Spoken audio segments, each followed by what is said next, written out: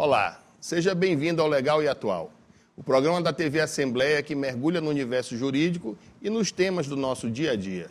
Aqui abordamos questões com profundidade, mas de um jeito acessível, pensando em toda a sociedade. Os temas aqui tratados, sempre atuais, são analisados e debatidos com especialistas e personalidades. O nosso entrevistado da semana é o advogado e ativista cultural Guilherme Soares. Na pauta, o início da carreira dos jovens advogados, bem como sua ativa atuação na cultura como instrumentista, cantor e compositor. O Legal e Atual está no ar.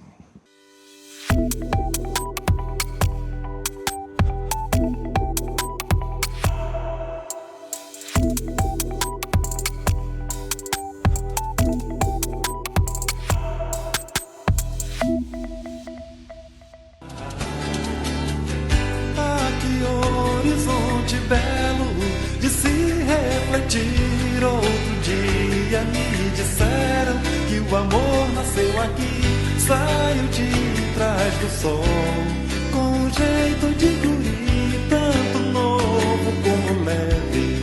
O amor nasceu aqui, saiu de trás do sol, com um jeito de guri, tanto novo como leve. O amor nasceu aqui. No primeiro bloco nesta semana, vamos falar sobre o início da carreira dos jovens advogados. Está comigo o advogado e ativista cultural Guilherme Soares. E vamos falar também sobre sua ativa atuação na cultura como instrumentista, cantor e compositor. Seja bem-vindo, Guilherme. Meu caro doutor Sérgio Muniz, sempre uma honra e um prazer que eu costumo dizer triplo. Primeiro porque tive a honra de ser seu aluno na universidade, na cadeira de processo civil. Segundo, porque posso chamá-lo de amigo. Nós dividimos ao longo dos dias os sabores e os dissabores do direito, da cultura, da boa música e, é claro, de outras paixões em comum. E o terceiro, por estar aqui, fazendo parte de um programa do qual eu também sou entusiasta, também acompanho, de modo que é sempre uma honra conversar com o senhor e com os telespectadores da TV Assembleia. Guilherme, eu sei que você tinha atuação na política estudantil, eu também tive.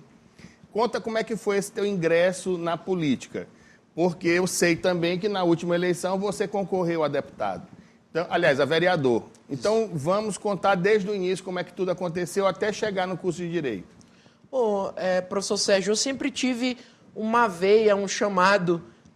As pessoas costumam brincar no meio da política que existe um mosquito que pica aquelas pessoas que já têm um certo chamado. E eu, desde os meus tempos de escola, não faz tanto tempo assim, estou com 24 anos, eu sempre tive uma tendência ao engajamento, né? Um certo incômodo, uma inquietação de buscar meios de colaborar para que a minha geração de estudantes ela se destacasse e garantisse os seus direitos.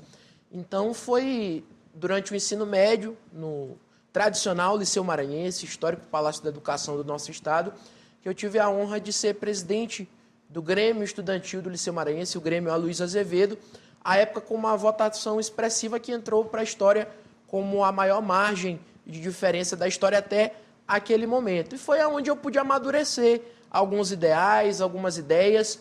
Eu enfrentei justamente um momento de transição da vida brasileira na política, então peguei um período de impeachment, né, uma animosidade de polarização, mas soube conduzir isso com muito diálogo, com muita serenidade, buscando sempre os meios legais, os meios democráticos de exatamente propiciar protagonismo à minha geração, seja através da política, seja através do direito, como viria logo após realizar esse outro sonho, ou através da arte e da cultura, que é a minha forma de ser maranhense.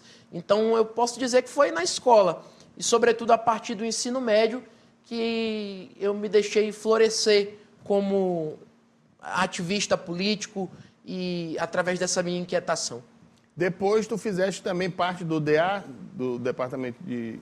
Sim, eu tive... Lá no Selma tem outro nome, né? Isso, é o nosso CADI, né? Centro Acadêmico de Direito da Universidade de Selma. Eu ingressei logo em seguida ao Liceu, tudo aconteceu muito rápido, né? Eu ingressei na Universidade de Selma como bolsista integral pelo ProUni, né, com muito orgulho, e encontrei uma geração de colegas muito proativa, tanto que passei como diretor do Centro Acadêmico de Direito E nós plantamos uma semente que floresce até os dias atuais, que é um intercâmbio justamente do programa de pós-graduação em Direito com os estudantes da graduação. Então, garantindo bolsas de pesquisa e extensão, oportunidade para ingressar na pesquisa, tendo como mentores referências das áreas do direito. Então, fomos nós que iniciamos esse processo. E logo em seguida eu fiz parte, durante a pandemia, da primeira assembleia de refundação do Diretório Central Estudantil da Universidade Selma, que garantiu que os alunos retomassem o seu espaço de diálogo com a coordenação. É lógico que isso foi construído de forma muito democrática e tranquila, então eu também tive essa oportunidade de dar seguimento a essa semente, né? A trajetória interessante que ela se construiu de uma forma contínua. E aí, quando tu formaste, colaste grau, entraste para a OAB, porque eu lembro de ter falado várias vezes em turma, vivam a OAB. Exato. Participem ativamente da OAB, tanto que Mila está lá, Joyce está lá, Henrique está lá. Como é que está a tua participação dentro da OAB e o que a OAB se coloca à disposição para o jovem advogado?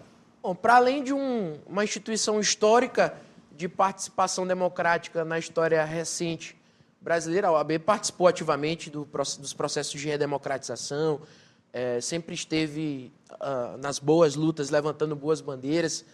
A gente tem atualmente uma gestão protagonizada primeiro pelo Dr. Tiago Dias, que foi presidente recentemente, e agora pelo Caio Saraiva, que já está no segundo mandato, muito próxima das universidades. Então, existe até hoje um projeto chamado OAB nas universidades, coordenado por jovens advogados, que têm essa intimidade, um diálogo muito próximo. Então, vivendo o primeiro mandato do Caio com essa participação interativa com as universidades, sendo um membro do Centro Acadêmico de Direito e um estudante engajado, eu tive a oportunidade de conhecer o presidente Caio, a oportunidade de conhecer outros grandes colegas advogados, que depois viriam a ser colegas, e me integrar, participar de eventos como a Quinta Jurídica, de participar de grandes seminários, grandes eventos promovidos pela gestão da OAB, me integrar e participar. Hoje eu estou coordenador da Comissão da Jovem Advocacia, presidida pela minha amiga, grande advogada trabalhista, doutora Vitória Furtado. E hoje, professor Sérgio, a OAB ela é que proporciona a centralização. O senhor sabe que a nossa profissão ela é uma profissão regida pelas boas conexões, pelo bom networking. Então, hoje, o grande símbolo da OAB é a sua jovem advocacia aguerrida, uma jovem advocacia que muitas das vezes não veio de berços tradicionais do direito, mas que, por essência, tem muita vontade de vencer, muita vontade de fazer diferente. Então, a gente tem uma geração muito frutífera de grandes advogados. O senhor mencionou, alguns deles, inclusive, foram colegas de Selma e agora colegas advogados. Então, a grande semente, o grande carro-chefe da Ordem dos Advogados é a sua jovem advocacia.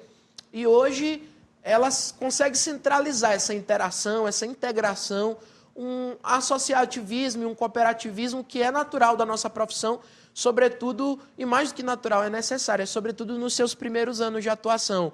É quando um colega que ainda está um pouco inseguro, em geral, ele consegue fazer uma parceria com um advogado mais experiente ou com um pouco mais de noção sobre determinado assunto, e assim ele vai galgando o seu espaço, óbvio, com a recomendação de que escolha uma área de atuação para se especializar logo nos primeiros anos, para que consiga captar boas horas de voo e construir a sua própria imagem, a sua bagagem, óbvio, com lastro nessa formatação, boa formação técnica, boa formação humana, para desenvolver suas habilidades e fazer o seu nome, a sua estrada. Eu lembro que meu pai, a inscrição do meu pai é 1078. Nossa, histórica. A minha é 4.313. A tua deve ser 26 e alguma coisa. A minha é 25982. 25982. Eu lembro que na época do meu pai, quando ele fez universidade na UFMA, ele dizia, meu filho, quando a gente termina o curso, a gente olha para um lado, olha para o outro e diz, e agora? Eu senti um pouco isso quando eu saí da UFMA. Sim. Mas eu já tinha na cabeça a ideia do que eu queria fazer. E isso veio de ter tido amigos que nos antecederam. que foi o hoje desembargador federal e corregedor do Tribunal da Primeira Região, que é o desembargador Ney Belo, e o desembargador Frois, porque assim que eles colaram grau, eles viajaram para Brasília para fazer um curso de especialização. Então, nos deram esse toque e assim que nós completamos o curso, nós fomos fazer o exame admissional, passamos e fizemos a pós-graduação em processo civil. E isso nos abriu um norte. Na verdade, grandemente abriu, inclusive, nossa mente para a aplicação do direito. E acabou que minha carreira foi se desenvolvendo a partir daí, desde o meu retorno com o ingresso no SEUMA, e depois passei para o Tribunal de Justiça, enfim, fui galgando o meu espaço. Hoje, na hora que o aluno cola grau, qual é a sensação dele? Qual é a principal dificuldade que ele vê para ingressar no mercado de trabalho? Eu vou até recordar uma citação em sala de aula de um amigo nosso em comum, que inclusive já foi entrevistado aqui, que é o professor Diogo Galhardo, né? Ele, uma vez em sala de aula, ainda como professor de Direito Administrativo, a área que inclusive eu gosto bastante, tenho grande afeição, ele comentou que aquele momento em que os alunos estão ali festejando a colação de grau, no caso no SEUMA, naquele nosso gramado, dois sentimentos são muito antagônicos, né? O primeiro é de grande alegria e de orgulho pelo professor ver os seus alunos completando um ciclo, né? Conquistando algo tão sonhado geralmente pelas suas famílias e etc. Mas existe um outro sentimento que é o da angústia em saber, e o dia seguinte, né? Saindo daquele portão, será que esses alunos vão retornar ao convívio como grandes profissionais? Será que vão encontrar o tino para seguir a sua caminhada? E não é diferente. O senhor relatou que o dia seguinte, na sua época, era complicado. E hoje em dia, apesar da era da informação e a novíssima era da inteligência artificial, se as redes sociais conectaram, se projetos fortes da Ordem dos Advogados nos conectaram, à nossa geração de juristas e advogados, por outro lado, a gente tem um mercado naturalmente com um certo inchaço, mas não sem oportunidades. Então, o nosso ponto de vista sobre isso é que o que justamente vai entregar ao jovem advogado uma diferenciação no mercado de trabalho e nas suas oportunidades é aquilo que ele já constrói mesmo durante o curso.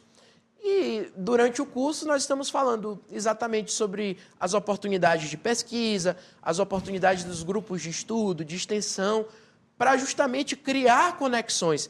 Eu tive a sorte de beber na fonte de grandes professores, grandes mestres de direito, como o professor Sérgio Muniz, como a professora Lorena Saboia, que foi e ainda é uma grande mentora para mim na área do direito ambiental. Eu tenho uma tendência ao direito público.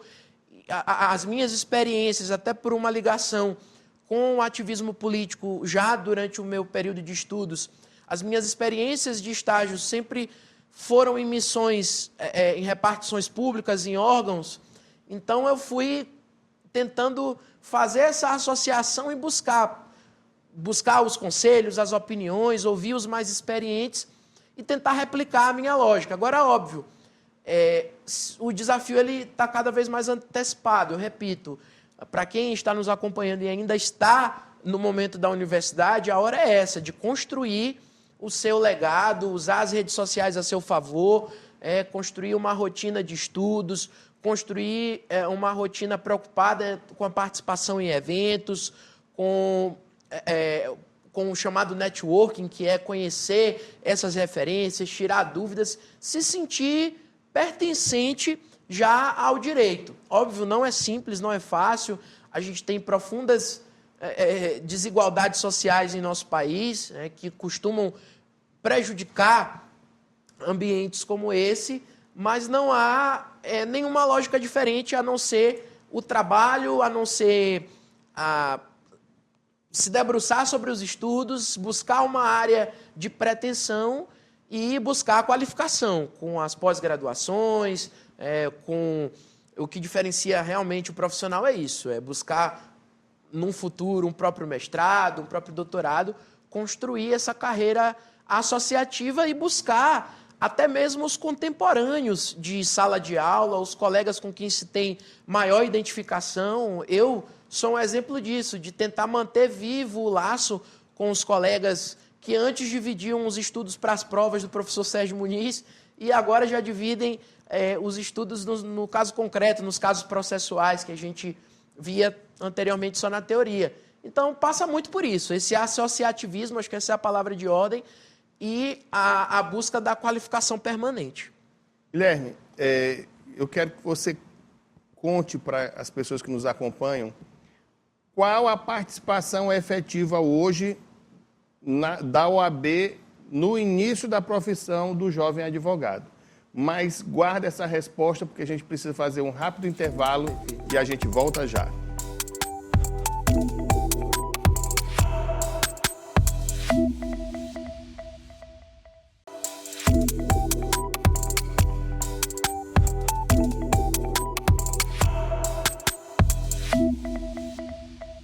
Estamos de volta com o programa Legal e Atual na TV Assembleia. E o nosso convidado no estúdio é o advogado e ativista cultural Guilherme Soares. Guilherme, o que a OAB faz para inserir o jovem advogado no mercado de trabalho? De forma bem prática. Porque na minha época não fazia nada. Sim. E eu sei que hoje faz muito. Isso. A construção ao longo do tempo nos dá essa expertise. Mas, bom, doutor Sérgio, é importante dizer para quem nos acompanha que hoje a maior preocupação, embora não seja uma conversa institucional, mas tenho lugar de fala por fazer parte, presenciar e beber nessa fonte, né? A maior preocupação da gestão atual da OAB no Maranhão é exatamente abraçar essa jovem advocacia. Primeiro, o grande desafio na porta de entrada é distensionar esse jovem advogado, acredito eu. O jovem advogado ele vem com esperanças, com medos, com algumas frustrações, mas essa passagem de bastão da universidade para a advocacia, ela precisa ser o mais tranquilo possível, né? Então, por onde é que a gente vai se basear? Existe hoje um evento chamado Bem-vindos à Ordem, já no momento em que o jovem advogado ele se insere na OAB, o dia da sua solenidade de juramento, ele já é integrado ao prédio, a estrutura física, conhece toda a estrutura física, a equipe, e já naquele momento recebe uma palestra com todos os programas desenvolvidos pela Comissão da Jovem Advocacia. Em geral, o próprio presidente está presente para falar sobre a ordem, e em seguida ele também recebe uma mentoria rápida sobre alguma área de atuação. Em geral, um tema da atualidade, vamos lá, o previdenciário, que é um tema da advocacia no Maranhão muito forte, o criminal, a gente sabe que muitos jovens advogados optam pelo trabalho no criminal, por questões econômicas, mas também pela paixão, os estudos ainda estão bem frescos na memória. Então, naquele momento, a gente pode destacar alguns projetos hoje desenvolvidos pela Comissão da Jovem Advocacia, pela OAB Maranhão. Então, a gente destaca, por exemplo, as mentorias, muitas delas gratuitas ou feitas a preço popular, simbólico, para que o jovem advogado ele escolha uma área de atuação, como nós já bem falamos, e passe um mês imerso, semana a semana, com alguma referência. Agora teve uma no Sebrae, de 1.500 jovens advogados. Exatamente, já ia mencionar. Recebemos o Dr. Giovanni Machado, que é uma referência tanto dentro das redes sociais como fora. É um case de sucesso, tem uma história muito bonita de superação, de vida, foi pai solo muito cedo, passou por alguns dramas pessoais, deu a volta por cima e hoje é um grande advogado. E nós recebemos no Multicenter Sebrae, lotamos o auditório com a Jovem Advocacia presente. E mais do que isso, tivemos a sensação de que os acadêmicos e futuros colegas estão fazendo o dever de casa. Tinha meu dedinho lá, eu liberei minha turma mais cedo. Nós sabemos disso, você é um parceiro da Jovem Advocacia. Então, liderados pelo presidente Caio e pela presidente Vitória Furtado, nós temos feito esse esforço. Posso destacar também um outro projeto que eu tenho a honra de coordenar, de iniciar a coordenação com outros colegas agora nesse início de ano, que é o projeto Conexão Advocacia, uma plataforma digital gratuita, onde nós colocamos em interação, em diálogo, grandes escritórios da Grande Ilha, escritórios do Maranhão inteiro, que buscam fazer o recrutamento de jovens talentos, e colocamos também os jovens advogados e até num segundo momento já fazemos um estudo de possivelmente atender acadêmicos de direito. Essa plataforma ela é uma facilitadora. Então, o escritório que num outro momento pagaria uma taxa para um banco de talentos, né, para outras empresas, já tem da OAB esse direcionamento de qual a área de atuação que aquele jovem advogado busca, se é um advogado generalista, se é um advogado que busca uma atuação no civil, no criminal, qual é exatamente essa demanda, e nós fazemos essa facilitação do processo. Então, nesse momento, a OAB é mesmo uma grande parceira, pegando pela mão o jovem advogado. Parafraseando a frase que virou emblema no carnaval, Caio Saraiva, tu és um pai. É um pai, exatamente. Então, grande parte do esforço hoje da nossa gestão é exatamente se colocar à disposição da jovem advocacia que muito precisa. E aí os jovens advogados têm estruturas descentralizadas, escritórios digitais que vão encontrar tanto no prédio sede quanto em outros bairros da Grande Ilha e até mesmo nas subseções no interior. Você vai ter toda a estrutura de equipamento, a assessoria humana para dar algum tipo de direcionamento, funcionários da OAB à disposição.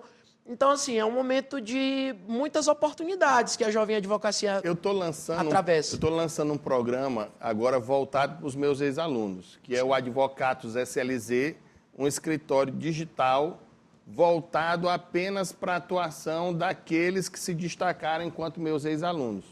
Saber aonde eles estão, o que estão fazendo, sua área de atuação e trazê-los para o contexto da advocacia. Não vou abrir para aluno da UFMA, não vou abrir do UNDB, SESC, nada. Apenas os alunos do SEUMA. Por quê? Porque se eu ensinei, eu tenho que confiar no trabalho deles. Claro. Então, como eu sei o que eu produzi enquanto acadêmicos, enquanto hoje profissionais do direito, eu foquei nesse cenário e eu vou aproximar a OAB dentro desse contexto para que a gente possa desenvolver o trabalho. Agora, voltando para o lado cultural, com essa chamada que eu dei do Caio Saraiva é um pai, o Carnaval do Maranhão deste ano foi um carnaval fora da curva. Nós tivemos um grande investimento do governo do estado, tivemos um grande investimento da prefeitura, ambientes extremamente agradáveis e seguros para a prática do carnaval. E você é um ativista cultural. Eu lhe vi nos blocos tradicionais tocando, vi na passarela do samba. Eu queria dizer que você me dissesse como é que foi que você, enquanto ativista, e seu bloco, sua escola, como foi que vocês viram o carnaval deste ano, e queria saber também como foi, a partir de quando você começou a se interessar por esse aspecto cultural.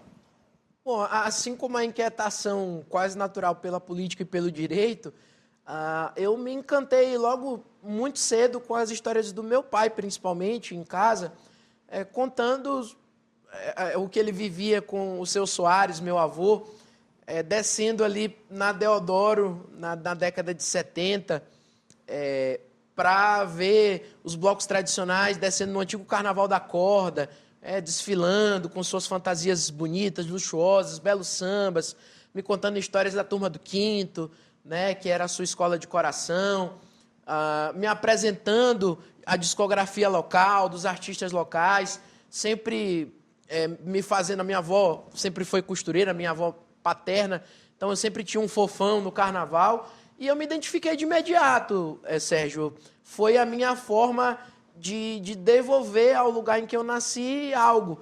Então, logo bem cedo eu me interessei por participar de algum grupo tradicional, e os blocos tradicionais de São Luís, que só existem aqui em São Luís do Maranhão, uma manifestação genuína. Se você procurar no Brasil inteiro, a menos que seja alguma iniciativa feita por maranhenses que vivem nesse local, mas você não vai encontrar a riqueza de fantasias, a riqueza melódica dos compositores, a batucada do mestre Paulo Salaia.